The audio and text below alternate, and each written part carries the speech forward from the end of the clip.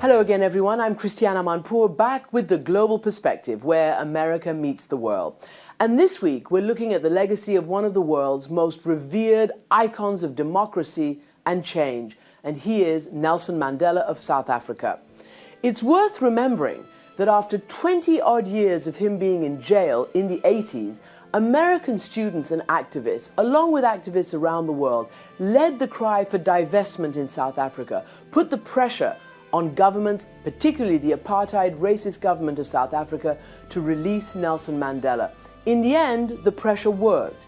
He was freed in 1990, and he is the one who led a bloodless drive towards freedom and democracy in South Africa after decades of apartheid and racism. Reaching across the racial divide, holding hands with the white population, Mandela's Rainbow Nation was truly an example to the world. And now there are real questions about whether his successors can build upon and solidify all the gains South Africa has seen. Joining me is ABC News correspondent Rob Nelson from Johannesburg. Nelson Mandela's iconic status is unarguably secure, but perhaps the real test of his legacy will be the progress of this democracy that he helped create. Nearly 20 years after the end of apartheid, and with Mandela's health at age 94 on the decline, South Africa is well aware of its storied history, but now must keep a cautious eye on an uncertain future. 20 years, we've been waiting for the promise of democracy.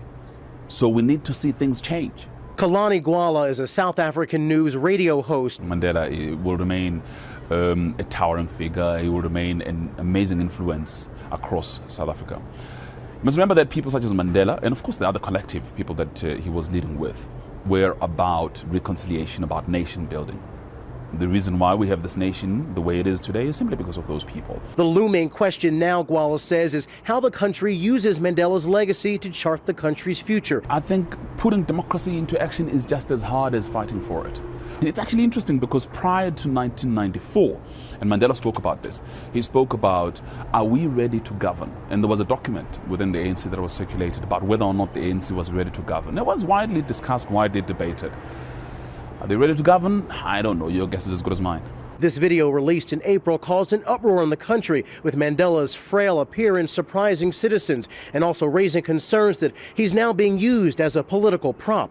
I think the country is grappling with understanding the legacy and how this legacy should define us as we move forward. Beyond political stagecraft, South Africa is grappling with massive problems. Wait a minute, 20 years ago you said we'll have houses, 20 years ago you said education would improve, 20 years ago you said we'll have job opportunities.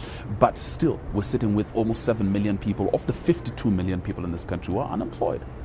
If you can get people working, they can at least fend for themselves.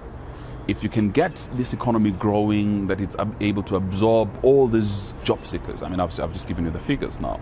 If you can start there, people will have some hope, because all you need is you need to create some sort of hope in people's minds and people's eyes that there is something to live for. But if you have people who are completely poor, if you have people who are completely desperate, then you're going to have a high rate of HIV. Then you're going to have crime. There are signs of progress: steady black leadership, increased integration, and a growing black middle class.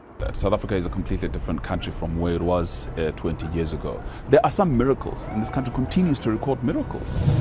It is incredible that even to this day, whenever you ask anyone across the generations which leader in the world they respect the most, to a man and a woman, they will say Nelson Mandela.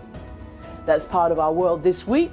I'm Christiana Manpour. Thanks for joining me. And until next time, you can always follow me at yahoo.com, at abcnews.com, and of course on Facebook and Twitter.